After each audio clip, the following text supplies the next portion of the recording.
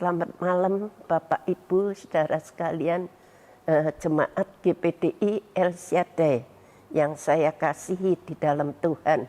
Sebelum kita mengakhiri aktivitas kita pada malam hari ini, kembali kita mendengarkan renungan yang singkat yang boleh memberikan kekuatan kepada kita. Kita mendapatkan di dalam kitab Ester pasal yang pertama ayat 1 sampai ayat yang ke-22. Tapi saya tidak akan membacakan semua. Kita melihat saja, nanti Bapak Ibu bisa membaca di rumah. Kita tahu bahwa Raja Persia, ada Ahasverus itu adalah Raja Persia. Dia adalah putra Darius. Dengan kebesarannya, dia menguasai 120 daerah, mulai dari India sampai ke Ethiopia. Jadi Raja Ahasverus ini adalah raja yang berkuasa pada saat itu. Dikatakan bahwa pada tahun yang ketiga pemerintahannya, maka Raja Darius itu mengadakan perjamuan yang besar-besaran, tepatnya untuk memamerkan kekayaannya dan kekuasaan, semua itu secara besar-besaran. Selama 180 hari Raja Ahasverus mengadakan pesta secara besar-besaran. Dan kita mengetahui yang menarik untuk direnungkan adalah cara hidup istri daripada Raja Ahasverus, yaitu Ratu Wasti. Saya beri tema firman Tuhan pada malam hari ini, yaitu Ratu yang Terbuang. Kita melihat siapakah Wasti itu. Kita tahu bahwa istri daripada Raja Ahasverus itu adalah Wasti. Siapa Wasti itu? Tidak diceritakan identitasnya, tidak diceritakan asal-usulnya. Yang jelas dia berparas cantik dan sangat disayangi oleh Raja Ahasverus. Karirnya dalam perjalanan hidupnya yang masuk akal. Mengapa Ratu Wasti itu yang berparas elok mesti dibuang oleh Raja Ahasverus?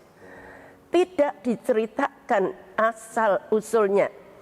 Dan kita melihat alasan Ratu Wasti dibuang adalah satu, karena dia menolak perintah untuk menghadap Raja Ahasverus. Dalam ayat 11 dan 12 dikatakan, mulai ayat 10 kita baca, pada hari yang ketujuh, ketika Raja riang gembira hatinya karena minuman anggur, bertitahlah baginda kepada Muhammad Bigtha, Harbona Bigtha, Abagtha, Setar, dan Karkas, yakni ketujuh sida-sida yang bertugas di hadapan Raja Ahasverus, supaya mereka membawa Wasti sang ratu dengan memakai mahkota kerajaan menghadap raja untuk memperlihatkan kecantikannya kepada sekalian rakyat dan pembesar-pembesar, karena sang ratu sangat elok rupanya.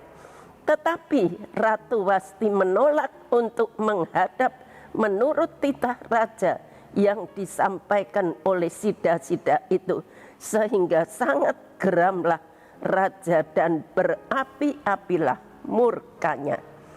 Alasan yang pertama, kita melihat mengapa Ratu Wasti itu dibuang. Yang pertama, karena dia menolak perintah untuk menghadap kepada Raja Ahasverus. Ratu Wasti menolak dan menentang titah raja untuk menghadap, sehingga Raja Ahasverus menjadi marah. Wasti menolak karena alasannya sibuk dengan urusannya sendiri. Kalau kita melihat di dalam ayat 9 dikatakan juga Wasti sang ratu mengadakan perjamuan bagi semua perempuan di dalam istana Raja Ahasverus. Jadi pada waktu Wasti itu diundang oleh raja, dia sedang mengadakan pesta bersama-sama dengan para dayang-dayang, para perempuan yang ada di dalam istana itu.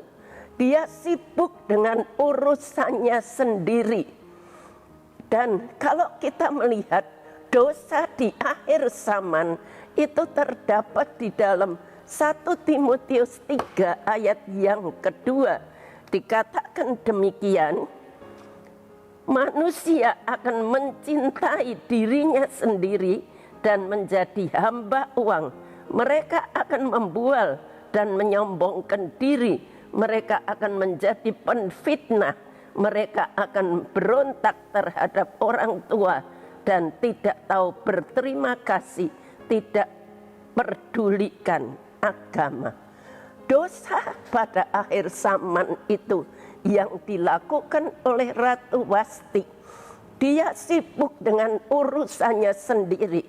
Banyak sekali anak-anak Tuhan seperti Ratu Wasti itu. Seringkali kalau kita diundang, ayo beribadah, tapi kita selalu beralasan saya sibuk, saya lagi jaga toko, saya lagi urusan dagang, saya lagi urusan anak-anak, rumah tangga dan sebagainya. Banyak alasan-alasan yang kita tujukan, seperti halnya dengan Ratu Wasti, sehingga dia ditolak oleh Raja Ahasverus. Penolakan Ratu Wasti berakibat Raja Ahasverus dipermalukan. Maksud baik belum tentu disikapi secara baik pula. Bagaimana dengan hidup umat Tuhan di masa kini?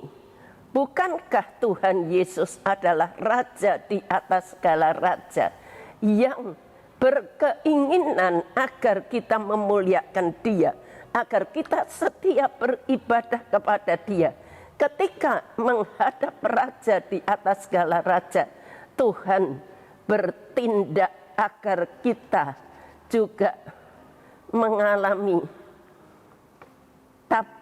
kita juga menanggalkan tabiat lama dan mengenakan mahkota kehidupan. Seperti halnya yang diminta oleh Raja Ahasverus kepada Ratu Wasti.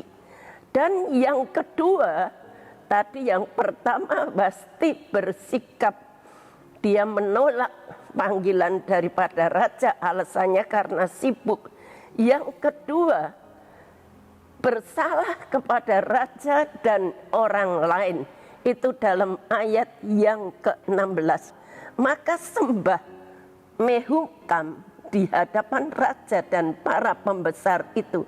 Wasti sang ratu bukan bersalah kepada raja saja, melainkan juga kepada semua pembesar dan segala bangsa yang ada di dalam segala daerah Raja Ahasverus.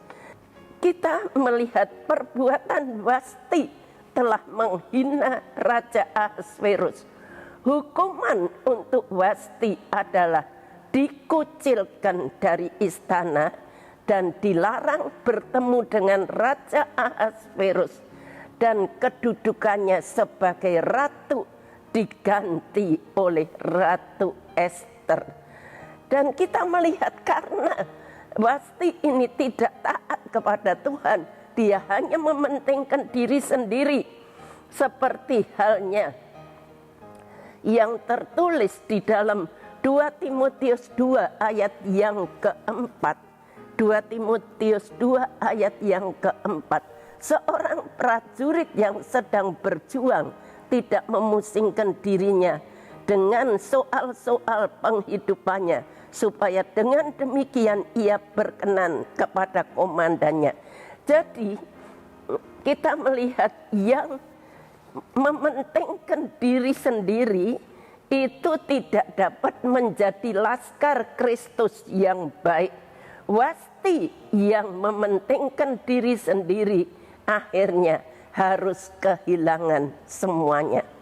Kalau kita mementingkan diri sendiri, tidak mau mendengarkan suara firman Tuhan, akhirnya kita akan kehilangan semuanya seperti Ratu Wasti. Ayat yang terakhir 2 Yohanes ayat yang ke-8. Waspadalah supaya kamu jangan kehilangan apa yang telah kami kerjakan itu, tetapi supaya kamu mendapat upahmu sepenuhnya. Waspada supaya kamu jangan kehilangan apa yang telah kamu kerjakan. Jadi kalau kita setia mendengarkan suara Tuhan, taat kepada firman Tuhan, kita tidak akan dibuang seperti Ratu Wasti untuk selama-lamanya. Dan kita bersyukur, mari kita belajar taat, kita belajar setia untuk dengar-dengaran kepada firman Tuhan. Sekian, Tuhan Yesus memberkati. Mari kita berdoa. Bapa yang ada di dalam surga, kami datang kepadamu. Engkau sudah memberikan firman-Mu kepada kami. Ajar kami Tuhan, untuk kami senantiasa taat. Untuk kami selalu dengar-dengaran kepada firman-Mu. Kami seringkali karena kesibukan kami lupa Tuhan kepada Engkau. Kami mohon berikan kekuatan kepada seluruh jemaat-Mu.